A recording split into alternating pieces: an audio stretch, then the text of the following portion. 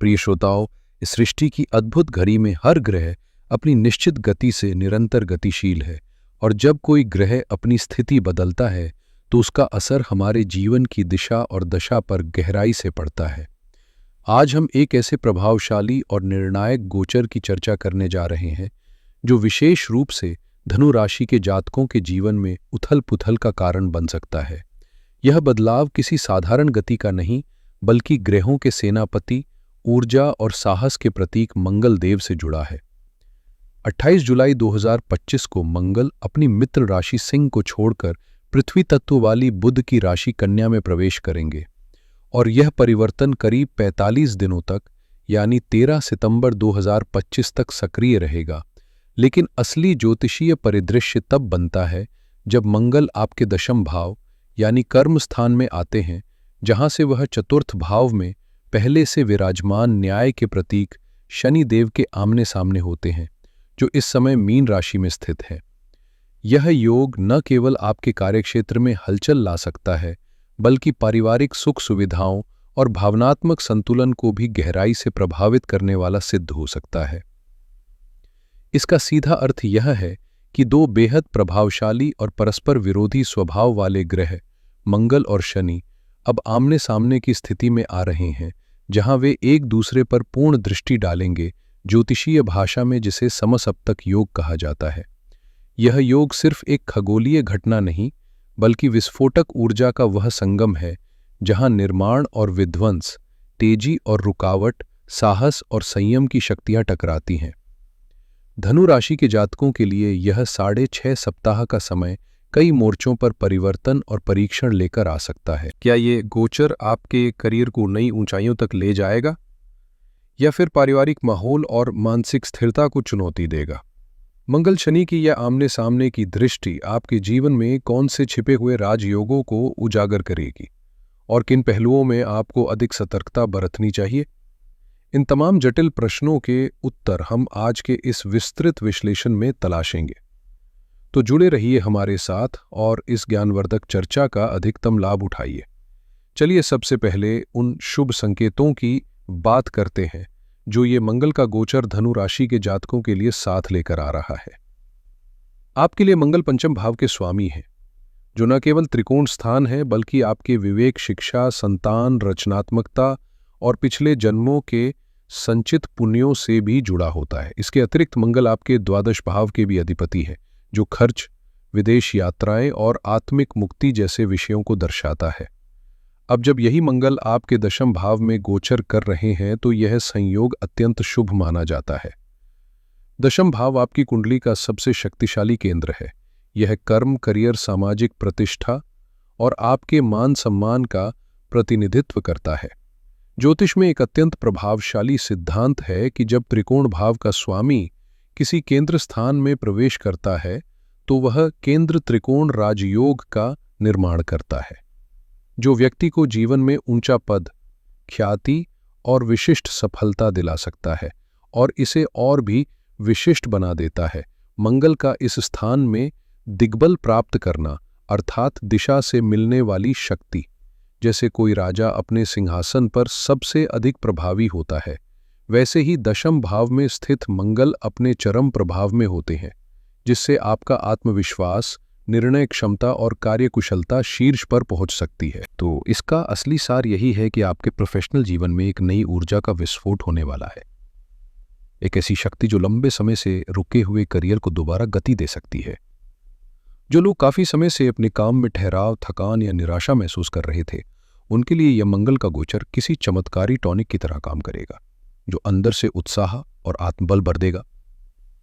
अब आपको न तो आलस से घेरेगा, न ही पुराने अधूरे काम बोझ लगेंगे, बल्कि एक स्पष्ट उद्देश्य के साथ आप उन्हें निपटाने के लिए सक्रिय हो जाएंगे।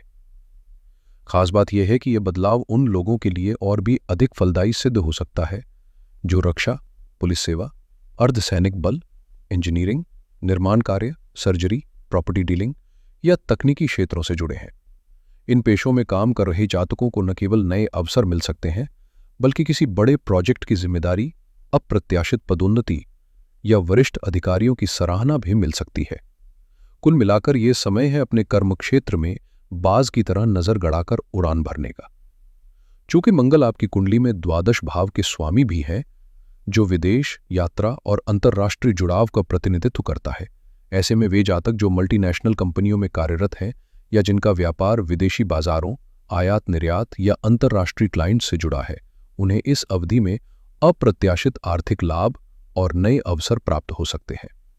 अगर आप लंबे समय से विदेश जाकर नौकरी करने या स्थायी रूप से बसने का सपना देख रहे थे, तो यह 45 दिन का समय आपके लिए कोई महत्वपूर्ण सूचना या सकारात्मक मोड़ लेकर आ सकता है। लेकिन अब बात करते हैं इस गोचर के उस पहलू की जो उतना ही गंभीर और चुनौतीपूर्ण है। मंगल का दशम भाव में और शनि का चतुर्थ भाव में होना एक तरह से कर्म और सुख के बीच सीधी खींचतान को दर्शाता है। एक ओर मंगल, जो तेजी, ऊर्जा और महत्वाकांक्षा का प्रतीक है, आपके भीतर एक तूफान खड़ा करेगा। वो कहेगा, तेजी से आगे बढ़ो, समय बर्बाद मत करो, देर रात तक काम करो, लक्ष्य हासिल करो। आपकी सोच में तेजी आएगी, अधीरता बढ़ेगी और आप लगातार अपने करियर में ऊंचाइयों को छूने के लिए तैयार रहेंगे। लेकिन यही तेजी कभी कभी पारिवारिक जीवन और मानसिक संतुलन के लिए चुनौती भी बन सकती है। लेकिन ठीक सामने विराजमान शनिदेव, जो वायु तत्व के प्रतिनिधि हैं और स्थिरता, संयम और गहराई से जुड़े ग्रह माने जाते हैं, वे आपको ठहरने, सोचने और समझदारी से कदम बढ़ाने की सीख देंगे। वे कहेंगे, जल्दी मत करो, धैर्य रखो, हर दिशा में दौड़ने से पहले परिवार को भी समय दो, अपनों की भावनाओं को समझो और अपनी मानसिक शांति की अनदेखी मत करो। यही दो विरोधी ऊर्जा, एक ओर मंगल की गति और प्रेरणा और दूसरी ओर शनि की गहराई और धीरज, आपके जीवन में एक भीतरू संघर्ष खड़ा कर सकती हैं। नतीजा यह हो सकता है कि एक ओर करियर में तरक्की की रफ्तार तेज हो, लेकिन दूसरी ओर घर परिवार के माहौल में असंतुलन पैदा हो जाए। कभी आप ऑफिस की भागदौड़ में इतने उलझ सकते हैं कि अपनों को वक्त देना मुश्किल हो जाए, तो कभी पारिवारिक उलझनों के कारण पेशेवर जीवन प्रभावित हो सकता है। ऐसे समय में काम और निजी जीवन के बीच संतुलन साधना चुनौती बन सकता है। और यहीं पर श्रीमद् भगवद गीता का वो शाश्वत ज्ञान आपका मार्गदर्शन कर सकता है, जहां भगवान श्री कृष्ण अर्जुन से कहते हैं, कर्मण्येवाधिकारस्ते मा फलेषु कदाचन, अर्थात हमारा अधिकार केवल कर्म करने में है, फल की चिंता किए बिना। यही संतुलन का सूत्र इस कालखंड को भी पार करने की कुंजी बन सकता है। शनिदेव इस समय आपको जीवन का सबसे मूल्यवान पाठ पढ़ा रहे हैं, धैर्य, अनुशासन और योजनाबद्ध कर्म की महत्ता का। वे चाहते हैं कि आप जल्दबाजी छोड़ें, परिणाम की चिंता में उलझे बिना अपने कर्तव्यों को पूरी निष्ठा से निभाएं। अगर आप इस 45 दिन की अवधि में मंगल की उग्रता और शनि की स्थिरता के बीच संतुलन साध पाए, तो ये चुनौतीपूर्ण समय आपके लिए परिवर्तन और प्रगति की नई राहें खोल सकता है। ये वही क्षण हो सकता है जब आपकी ऊर्जा रचनात्मक दिशा में लगकर आपको उस मुकाम तक पहुंचा दे जिसका आपने केवल सपना देखा था। साथ ही किसी भी गोचर का गहराई से विश्लेषण तभी संभव होता है जब हम ग्रहों की नक्षत्रगत स्थिति को समझें, क्योंकि वहीं से असली रहस्य खुलते हैं। इन 45 दिनों में मंगल 3 अलग अलग नक्षत्रों से गुजरेंगे और हर नक्षत्र उनके प्रभाव को एक नया रंग देगा। शुरुआत होगी 28 जुलाई से 13 अगस्त तक, जब मंगल उत्तरा फाल्गुनी नक्षत्र में होंगे, जो सूर्य से संचालित होता है, और सूर्य आपकी कुंडली में भाग्य भाव के स्वामी है। ये समय आपके लिए अत्यंत शुभ साबित हो सकता है। भाग्य का साथ मिलेगा, रुके हुए काम आगे बढ़ेंगे, सरकारी क्षेत्रों से लाभ संभव है, पिता या किसी वरिष्ठ व्यक्ति से सहयोग मिल सकता है और समाज में आपकी प्रतिष्ठा में भी सकारात्मक वृद्धि होने के संकेत मिलते हैं। फिर 13 अगस्त से लेकर 27 अगस्त तक मंगल हस्त नक्षत्र में विचरण करेंगे, जो चंद्रमा से संचालित होता है, और चंद्रमा हमारे मन, भावना और मानसिक स्थिरता के प्रतीक है। इस दौरान आप अपने कार्यों को लेकर अधिक संवेदनशील हो सकते हैं, भावनाओं की गहराई से चीजों को महसूस करेंगे और काम की बारीकियों, गुणवत्ता व रचनात्मकता पर आपका विशेष ध्यान रहेगा।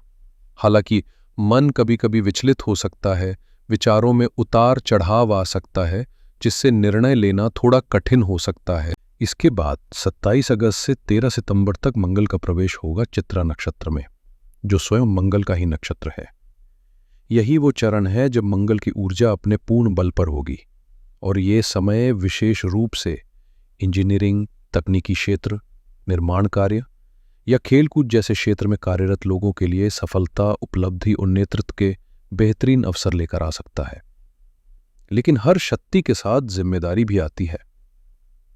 इस दौरान आपकी भावनाएं तेज होंगी और क्रोध या त्वरित प्रतिक्रिया की प्रवृत्ति बढ़ सकती है, जिससे वाद विवाद या टकराव की स्थिति बन सकती है। इसलिए इस समय आत्मनियंत्रण और संयम को अपनी ढाल बनाकर चलें, तभी मंगल की यह प्रचंड ऊर्जा आपके लिए वरदान बन पाएगी। अब आइए जानते हैं मंगल की उन 3 विशेष दृष्टियों के प्रभावों को जो आपके जीवन के अलग अलग पहलुओं को गहराई से स्पर्श करेंगी। सबसे पहले बात करें उनकी चौथी दृष्टि की, जो सीधा आपके लग्न भाव अर्थात आपके व्यक्तित्व, आत्मछवि और शारीरिक ऊर्जा पर पड़ रही है। ये दृष्टि आपके भीतर जबरदस्त आत्मबल, निर्णय क्षमता और लीडरशिप क्वालिटी का विकास कर सकती है। आप खुद को ज्यादा आत्मविश्वासी महसूस करेंगे और जटिल परिस्थितियों में भी निडर होकर फैसले ले पाएंगे। लेकिन इस शक्ति का दूसरा पहलू भी है। यदि इसे संभाल कर न जिया जाए तो यही दृष्टि आपको अति आत्ममुग्ध, जिद्दी या गुस्सैल बना सकती है।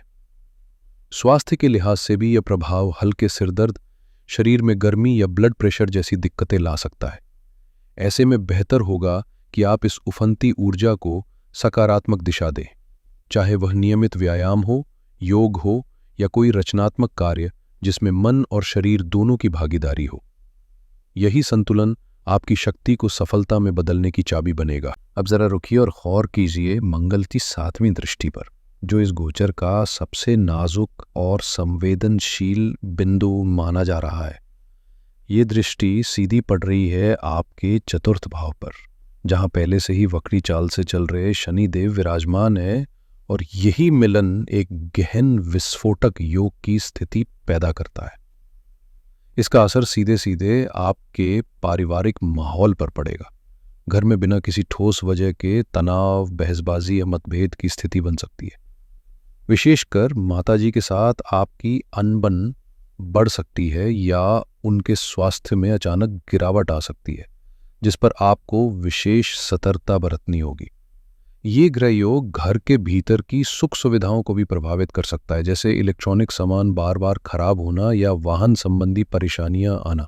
यदि आप इस समय प्रॉपर्टी या वाहन खरीदने बेचने की योजना बना रहे हैं तो बेहतर होगा कि उसे कुछ समय के लिए स्थगित कर दें, और यदि करना ही पड़े तो हर दस्तावेज और शर्त को बेहद सावधानी से जांचें। लेकिन राहत की बात यह है कि मंगल की 8वीं दृष्टि आपके पंचम भाव पर पड़ रही है, और यही दृष्टि आपके लिए कुछ सकारात्मक दरवाजे खोल सकती है। इस पर हम अगले चरण में विस्तार से बात करेंगे। मंगल जब अपनी 8वीं दृष्टि से अपनी ही राशि मेष को निहारते हैं तो ये एक संरक्षक की तरह काम करता है, जैसे कोई राजा अपने महल की निगरानी खुद करे। ये दृष्टि विशेष रूप से विद्यार्थियों के लिए अत्यंत लाभकारी सिद्ध होगी, क्योंकि इससे न केवल एकाग्रता बढ़ेगी बल्कि स्मरण शक्ति और मानसिक स्पष्टता भी नई ऊंचाइयों पर पहुंचेगी।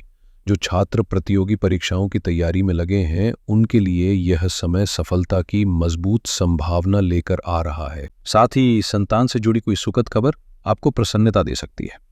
प्रेम के क्षेत्र में यह दृष्टि भावनाओं की तीव्रता और जुनून को तो बढ़ाएगी, लेकिन साथ ही आपको ये भी सिखाएगी कि रिश्तों में संतुलन कैसे बनाए रखें। अपने गुस्से को काबू में रखना और साथी की भावनाओं की कद्र करना जरूरी होगा। तो धनु राशि के प्रिय श्रोताओं, इस पूरे गोचर का सार यही है कि जहां एक ओर ये समय आपके करियर में उन्नति और उपलब्धियों के नए रास्ते खोल सकता है, वहीं दूसरी ओर पारिवारिक जीवन और मानसिक संतुलन के लिए ये एक चुनौती भरा दौर भी हो सकता है। आपकी सफलता इस बात पर निर्भर करेगी कि आप कितनी समझदारी से अपनी ऊर्जा को दिशा देते हैं, और यही संतुलन और अनुशासन आपके जीवन में स्थायी सफलता की नींव बनेंगे। अब सवाल उठता है कि इस पूरे गोचर काल में आपको किन बातों का विशेष ध्यान रखना चाहिए। सबसे पहले अपने क्रोध और अहंकार पर नियंत्रण रखना अत्यंत आवश्यक है। चाहे वो कार्यस्थल हो या घर का वातावरण, आपकी वाणी में विनम्रता और व्यवहार में संयम होना ही आपकी सबसे बड़ी ताकत बनेगा। शनि देव इस समय आपके धैर्य की परीक्षा ले रहे हैं, इसलिए किसी भी परिस्थिति में अधीर न हो। अपनी माता के स्वास्थ्य को प्राथमिकता दे और वाहन चलाते समय पूरी सतर्कता बरते, क्योंकि ये समय लापरवाही की बिल्कुल इजाजत नहीं देता। साथ ही काम और पारिवारिक जिम्मेदारियों के बीच एक संतुलित तालमेल बनाना आपकी मानसिक शांति के लिए बेहद जरूरी होगा। अब बात करते हैं उन उपायों की जो इस गोचर के सकारात्मक प्रभावों को और अधिक प्रभावशाली बना सकते हैं और नकारात्मकताओं को शांति दे सकते हैं।